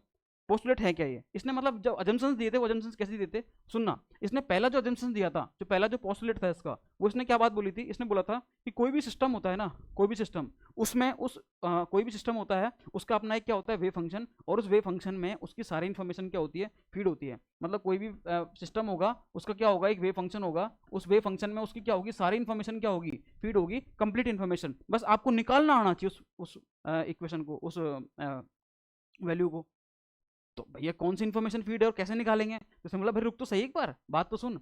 मतलब पहला जो इसका पोस्टुलेट है, पहला जो नियम है वो किस पर बेस्ड है, इसके पर बेस्ड है वेव फंक्शन पर, उस सिस्टम पर बेस्ड है। मतलब हर एक सिस्टम का अपना एक क्या होगा, वेव फंक्शन, उस वेव फंक्शन में उस सिस्टम की सारी जानकारी निहित होगी, सारी इन्फॉर्मेशन फीड होगी। दूसरा सुनना भैया, इसने क्या बोला भैया, कैसे, कैसे अपन वैल्यू कैसे निकालेंगे। भैया देखो वेव फंक्शन तो आ गया, अब उस वेव फंक्शन को निकालने के लिए कुछ आपको लगाना पड़ेगा। बोले आप क्या लगाएंगे, मुझे ऑपरेटर लगाओगे। बोले जैसे कैसे, बोले आप देखो मैथ्स में जैसे आप एक करते हो ना, जैसे मैं बोलूँ 2 और 2 कितने होते हैं, बोले यार ये इसका ये क्या मतलब हुआ, 2 और 2 क्या होते हैं, बोले बताओ तो सही क्या होते हैं 2 और 2, बोले 2 और 2 बता तो सही, 2 और 2 में करना क्या है। बोले हाँ, अब बात बोली ना तूने, अगर 2 और 2 में मैं प्लस लगा दूं तो आंसर अलग आएगा, 2 और 2 में मैं माइनस लगा दूं तो आंसर अलग आएगा, 2 और 2 में मैं भाग लगा दूं तो आंसर अलग आएगा, सही है। और 2 मैं क्या कर दूं, मैं गुणा कर दूं 2 से, तो यहाँ पर तो फिर भी सेम आ जाएगा, लेकिन वो बाई चांस आया, हर बार नहीं आएगा, सही है। 2 दूनी कितना होता है 4, 2 और 2 कितना होता है 4, 2 में से 2 का रहा कितना आया 0, 2 में 2 का भाग दिया कितना आया 1। ये लो भाई साहब। तो भैया ये कहना क्या चाहते हो, कहना क्या ये बताओ। मैं बोले ये जो बातें बोल रहा हूँ ना मैं, ये चीज़ें लगाई हैं, गुणा हुआ, प्लस हुआ, माइनस हुआ, भाग हुआ, ये चीज़ें, इनको आप ऑपरेटर बोलते हो। इनको क्या बोलते हो आप, ऑपरेटर। आपने इन ऑपरेटर को इन फंक्शन पर लगाया, ये 2 और 2 हैं क्या, ये फंक्शन है। आपने क्या किया, इन फंक्शंस पर किसको लगाया, इस ऑपरेटर को, तभी तो रिजल्ट आया, सही है। तो उसी तरीके से क्या है कि क्वांटम मैकेनिज्म में जो फर्स्ट पोस्टुलेट है वो किस पर बेस्ड है, वो बेस्ड है, फर्स्ट पोस्टुलेट है मतलब वेव फंक्शन पर। मतलब हर सिस्टम का अपना एक इंडिविजुअल वेव फंक्शन होगा जिसमें उस सिस्टम की सारी इन्फॉर्मेशन फीड होगी। दूसरा इसने बोला इससे अगर आपको कुछ इन्फॉर्मेशन निकालनी हो तो आपको इस पर ऑपरेटर लगाना पड़ेगा, फंक्शन कहीं थोड़ी कुछ कर सकते हो। जैसे यहाँ पर 2 और 2 थे, आप कुछ आंसर निकाल पाए इससे 2 और 2 से, जब आपने इस पर ऑपरेटर लगाया, प्लस लगाया, माइनस लगाया, गुणा लगाया, भाग लगाया, ऑपरेटर लगाया, तभी तो कुछ पता, आपको कुछ वैल्यू आई, यहाँ पर कुछ पता चला। तो उसी तरीके से क्या होगा, यहाँ पर इस फंक्शन से अपन कुछ नहीं कर सकते, इस पर अपन को क्या लगाना पड़ेगा, ऑपरेटर। आपको क्या लगाना पड़ेगा, ऑपरेटर। तो ऑपरेटर के बारे में पढ़ेंगे अपन यहाँ पर। तो भैया ठीक है, ऑपरेटर तो लगा दिया मैंने, मेरे पास फंक्शन भी आ गया, मेरे पास ऑपरेटर भी आ गया, बट लगाऊंगा कैसे मैं इसको, आगे लगाऊं, पीछे लगाऊं, ऊपर लगाऊं, नीचे लगाऊं, कहाँ लगाऊं मैं इस ऑपरेटर को, फंक्शन के। तो भैया सुन, इसके लिए भी नियम है भाई, आराम से ठंड रख थोड़ी सी। इसके लिए देख पोस्टुलेट नंबर 3, मतलब मेरा थर्ड अजम्पशन है, वो क्या है, वो भैया ये कहता है आइगन वैल्यू इक्वेशन। क्या है, आइगन वैल्यू इक्वेशन। ये लो, ये क्या कहती है, तू एक काम कर, फंक्शन जो है ना, फंक्शन उसके पहले लगा किसको, ऑपरेटर को। जैसे कोई ऑपरेटर जिसको मैंने एच मान लिया, इसको मैंने क्या मान लिया एच, बोले एच को क्या कर, इस ऑपरेटर को पहले किस पर लगा, फंक्शन पर लगा। और अगर वही फंक्शन वापस से आ जाए, वही फंक्शन क्या हो जाए, वापस से आ जाए, साथ में कोई वैल्यू आ जाए, साथ में कोई वैल्यू आ जाए, एनर्जी की आ जाए या फिर कोई आइगन वैल्यू आ जाए, ठीक है, मतलब कोई वैल्यू आ गई, इसको अपन क्या बोलेंगे, आइगन वैल्यू बोलेंगे बाद में चल के, ठीक है। तो इस तरीके से आपको निकालना है। ये क्या होता है, आइगन वैल्यू इक्वेशन मेथड होता है। ये क्या होता है, ये मेथड।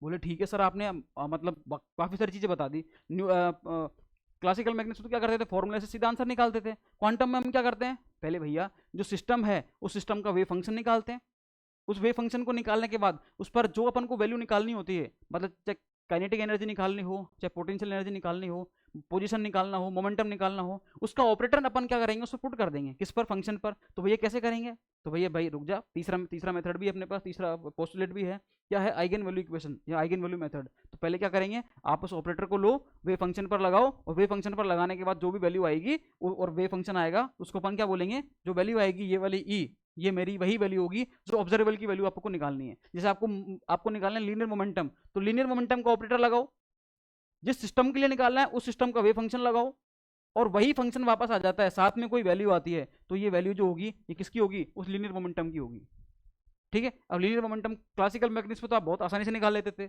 मास इनटू वेलोसिटी। यहाँ पर निकालने के लिए आपको क्या करना पड़ेगा, उस लीनियर मोमेंटम का ऑपरेटर लगाना पड़ेगा, कि जिस सिस्टम के लिए निकाल रहे हो उसका फंक्शन लगाना पड़ेगा और कुछ इस तरीके से होगा। हालांकि बहुत आसान चीज़ है, जब अपन सीखेंगे, अभी आप सीख रहे हो, नए नए हो, इसलिए आपको बड़ा लग रहा है ये, ठीक है। बाकी इनसे डरना मत, जब भी डर लगे आप तुरंत कमेंट बॉक्स में कमेंट कर देना, मैं हाजिर रहूंगा और आपको पूरा उसका सोल्यूशन दूंगा कंप्लीटली।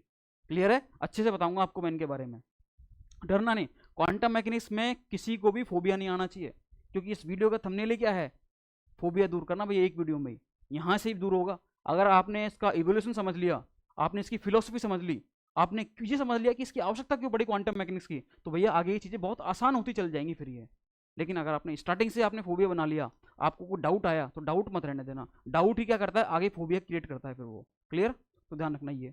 लेकिन बहुत बार क्या होता है, देखो पहले तो इसने बताया क्या कि हर एक सिस्टम का क्या होता है, अपना एक वेव फंक्शन होता है, उसमें उसकी सारी इन्फॉर्मेशन फीड होती है। दूसरा, आप उस पर क्या आप क्या लगाओ, जो भी वैल्यू आपको निकालनी है उसका ऑपरेटर आप रखो, ऑपरेटर मिलेगा आपको। और हालांकि क्वांटम ये जो पोस्टुलेट होता है, पोस्टुलेट तो ये कहता है कि every observable in classical mechanics there is corresponding operator in quantum mechanics. मतलब जैसे क्लासिकल मैकेनिक्स में ऑब्जर्वेबल के लिए कोई फॉर्मूला बना हुआ है, उसी तरीके से क्वांटम मैकेनिक्स में क्या हुआ है, उस ऑब्जर्वेबल के लिए एक ऑपरेटर बैठा हुआ है। मतलब आपको हर चीज़ का ऑपरेटर मिल जाएगा। अभी सिखाऊंगा, जब मैं ऑपरेटर के बारे में सिखाऊंगा आपको कि ऑपरेटर क्या होते हैं और किस तरीके से होते हैं। बोले आप वैल्यू कैसे निकालोगे, बोले आप इन दोनों को यूज़ करो। बोले कैसे यूज़ करो, बोले थर्ड जो पोस्टुलेट है इसमें मेथड है आइगन वैल्यू मेथड, इस तरीके से कर लो। बोले अगर इससे ना निकले तो, बोले इससे ना निकले तो एक और पोस्टुलेट है जिसका नाम है एक्सपेक्टेशन वैल्यू मेथड। क्या है, एक्सपेक्टेशन वैल्यू मेथड। ये इसका एक नाम और है एवरेज वैल्यू मेथड। इसका एक नाम और क्या है भैया, average value method, average value method. ये लो भाई साहब। तो ये बहुत सारी चीज़ें हैं, मतलब एक ही चीज़ नहीं है, इसके अलावा ये भी चीज़ है इसमें, तो इस चीज़ को और समझना पड़ेगा आपको प्रॉपरली। क्लियर है, तो देखो 4 हो गए, ये 5 वाला होता है, एक और बता दूं 5वां आपको मैं। हाँ जी, अरे डस्टर कहाँ देख रहा हूँ मैं यार, इसमें भी डस्टर देखेंगे क्या, हाँ जी, मेथड। 5वां क्या कहता है, 5वां जो है अपने पास पोस्टुलेट, वो ये कहता है भाई साहब कि time dependent Schrodinger wave equation, Schrodinger wave equation, इसके बारे में बताता है ये। और छठा बताता है कि जब स्पिन इंट्रोड्यूस हो जाए, क्या हो जाए, स्पिन इंट्रोड्यूस हो जाए तो क्या होगा। इस तरीके से ये 6 पोस्टुलेट है, जिसमें अपने काम के कौन से हैं, फर्स्ट है, फर्स्ट क्या कहता है भाई साहब, फर्स्ट कहता है कि वेव फंक्शन के बारे में बताएगा। सेकंड क्या कहता है, ऑपरेटर के बारे में बताएगा। थर्ड क्या कहता है, आइगन वैल्यू इक्वेशन के बारे में बताएगा, लगानी कैसे, मेथड क्या है। चौथा बताता है अगर आइगन वैल्यू इक्वेशन फेल हो जाए तो आप फिर क्या करोगे, फिर एक्सपेक्टेशन वैल्यू मेथड से आप क्या निकालते हो, आइगन वैल्यू निकालते हो, उस ऑब्जर्वेबल की वैल्यू निकालते हो। और पांचवा मेथड क्या कहता है भाई साहब, वही मतलब पोस्टुलेट कि time dependent Schrodinger wave equation क्या है। और छठा क्या कहता है भाई साहब, छठा कहता है कि स्पिन इंट्रोड्यूस हो जाए तो ये पोस्टुलेट दिए थे उसने, और बोला अब आप इससे कुछ भी करो, अब आप इजीली निकाल सकते हो। तो बोला इनका कुछ मीनिंग तो बताओ। तो ध्यान रखना, पोस्टुलेट्स जो है ना, ये जो मैं दे रहा हूं, सुन ले भाई, इनका रियल लाइफ में कोई भी मीनिंग नहीं है। ये क्या है, मीनिंगलेस है भाई साहब, ये क्या है, मीनिंगलेस। तब दिमाग में ये बात नहीं आनी चाहिए कि भाई मीनिंगलेस है तो फिर पढ़ क्यों रहे हैं। भैया पढ़ इसलिए रहे हैं क्योंकि इनसे जो रिजल्ट आते हैं वो एग्जैक्टली सेम मैच करते हैं किसके साथ में, जो मैटर अपना बिहेवियर शो कर रहा है, एग्जैक्टली उससे मैच कर जाते हैं। इसलिए ये अभी तक क्वेश्चनेबल नहीं हुए। मतलब ये जो ऑपरेटर्स, ये जो अपने पास मतलब पोस्टुलेट हैं, क्वांटम मैकेनिक्स के पोस्टुलेट हैं, ये अभी तक क्वेश्चनेबल क्यों नहीं हुए, क्योंकि इनसे जो रिजल्ट आते हैं वो रिजल्ट एग्जैक्टली सेम कर जाते हैं जो मैटर बिहेवियर शो कर रहा है एग्जैक्टली उससे। तो अभी तक क्वेश्चनेबल नहीं हुए, इन पर कोई क्वेश्चन नहीं उठाया। आप चाहो तो आप उठा सकते हो, लेकिन आप कब उठाना, जब आप कोई ऐसी चीज़ ले आओ कि क्वांटम मैकेनिक्स से निकलने वाले रिजल्ट वो एग्जैक्टली मैटर से मैच ना करें। जब मैच ना करें तो आप इन पर क्या कर सकते हो, क्वेश्चन मार्क उठा सकते हो। किस पर, इन पोस्टुलेट्स पर। आप करो ये काम, आज तक कोई साइंटिस्ट ही नहीं हुआ ऐसा जिसने ये काम किया हो, तो आप तो कहाँ से होंगे। अरे नहीं नहीं, आप हो सकते हो, आप बहुत ज़्यादा इंटेलिजेंट हो, ठीक है, आप कर सकते हो ये काम। तो पोस्टुलेट जो होते हैं इनका रियल लाइफ में कोई मीनिंग नहीं होता, मतलब ये मीनिंगलेस होते हैं, लेकिन फिर भी इनको अपन पढ़ते हैं। क्यों पढ़ते हैं, क्योंकि इनसे निकलने वाले रिजल्ट जो हैं वो एग्जैक्टली मैच कर जाते हैं जो कोई भी मैटर बिहेवियर शो करता है। क्लियर है। मैं आपको यहीं पर एक बात बता दूं कि जैसे मैं अब देखो ये तो अपने समझ में आगे पोस्टुलेट के बारे में, तो अपन नेक्स्ट वीडियो में अपन कंप्लीटली पोस्टुलेट के बारे में पढ़ेंगे, फिर ऑपरेटर के बारे में पढ़ेंगे, और क्वांटम मैकेनिक्स में क्या क्या पढ़ना है अपन को उस पर अपन डिटेल में डिस्कस करेंगे। क्लियर। अभी मैं एक बात बताता हूँ आपको सिंपल सी, सब जानते हो। डी ब्रोगली ने एक बात बोली थी कि कोई भी मैटर होता है उसका वो दो नेचर शो करता है, एक पार्टिकल नेचर और एक wave nature. Particle nature of electron, particle nature of electron, सुनना भाई साहब, बहुत गजब की बात बोल रहा हूँ, पार्टिकल नेचर ऑफ इलेक्ट्रॉन, इसके बारे में एक साइंटिस्ट था जिसने बता दिया था। कौन था? जे जे थॉमसन, जे थॉमसन, सही है। जे थॉमसन ने क्या बता दिया था, इसके बारे में बता दिया था। मतलब पार्टिकल नेचर, जो इलेक्ट्रॉन है वो इलेक्ट्रॉन एक पार्टिकल की तरह बिहेव करता है, वो किसने बताया था? जे थॉमसन ने। इसका मतलब इसके बारे में बता दिया, इसका आविष्कार कर दिया उसने। इलेक्ट्रॉन का आविष्कार भी इसने किया था, और इलेक्ट्रॉन के पार्टिकल नेचर के बारे में किसने बताया था? जे थॉमसन ने, ठीक है। अब क्या है, इसका बेटा था एक, इसका बेटा कौन था? जिसका नाम था जेपी थॉमसन। कौन था? J P Thomson. ध्यान रखना भैया, ये तो है पापा, ये कौन है? पापा। और ये कौन है? बेटा, मतलब सन। सन लिख देता हूँ, बेटा फिर आप बोलोगे ये कई बार कुछ लोग बेटा को बीटा समझने लग जाएंगे, बीटा अल्फा बीटा वाला, तो भैया अल्फा बीटा वाला नहीं है ये इस पापा का बेटा है, सही है। तो जे थॉमसन जो था उसने क्या बोला था, इसने इलेक्ट्रॉन का जो पार्टिकल नेचर है उसके बारे में बता दिया था। जेपी थॉमसन देख रहा था भाई साहब, यार पापा ने बहुत गजब की चीज का आविष्कार कर दिया यार, बहुत अच्छी बात बता दी, तो मैं भी कुछ बताऊं। इलेक्ट्रॉन के पार्टिकल नेचर के बारे में जब जे थॉमसन ने बताया, तो इलेक्ट्रॉन के वेव नेचर के बारे में किसने बता दिया? हाँ जी, जेपी थॉमसन ने। और इसीलिए मतलब किसके बारे में बताया? Wave nature of electron. ये लो भाई साहब, इलेक्ट्रॉन का जो पार्टिकल नेचर है उसके बारे में किसने बताया? जे थॉमसन ने। और इलेक्ट्रॉन का जो वेव नेचर है उसके बारे में किसने बताया? जेपी थॉमसन ने, इसके बेटे ने ही। इसीलिए इन दोनों को, भैया सुनना, अब जो बात बोलूंगा इतने गजब का आप में मतलब एक करंट आ जाना चाहिए आपके बॉडी में ही। इसीलिए इसीलिए भैया इसीलिए इन दोनों को एक साथ फिजिक्स में, इन दोनों को एक साथ फिजिक्स में फर्स्ट टाइम होगा, ये फर्स्ट टाइम हुआ था कि मतलब बाप बेटों को एक साथ, ठीक है, फिजिक्स में नोबेल प्राइज दिया गया था इनको। क्या दिया गया था? नोबेल प्राइज, नोबेल प्राइज दिया गया था इनको भाई साहब। क्योंकि डी ब्रोगली ने जो बात बोली थी कि मैटर का ड्यूअल नेचर होता है, वेव नेचर और पार्टिकल नेचर, पार्टिकल नेचर और वेव नेचर। सुनना भैया ध्यान से, डी ब्रोगली ने एक बात बोली थी कि किसी भी मैटर का क्या होता है? ड्यूअल नेचर होता है, पार्टिकल नेचर और वेव नेचर। और उसी नेचर को शो किया था किसने? J Thomson. और जेपी थॉमसन ने किस पर? इलेक्ट्रॉन पर। कि भैया अब जे थॉमसन जो थे उन्होंने इलेक्ट्रॉन का पार्टिकल नेचर बताया, और जेपी थॉमसन इस चीज को देख रहा था। जेपी थॉमसन जे थॉमसन का बेटा ही था।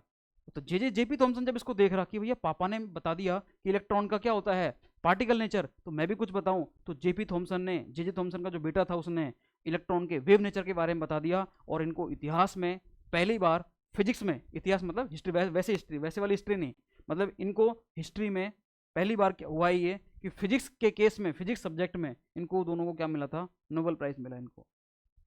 क्लियर है? इनको क्या मिला? Nobel prize. किसके लिए? इलेक्ट्रॉन की जो ड्यूअल नेचर है उसको बताने के लिए। क्लियर? तो ये है अपना क्वांटम मैकेनिक्स, इसके बारे में मैंने आपको बता दिया।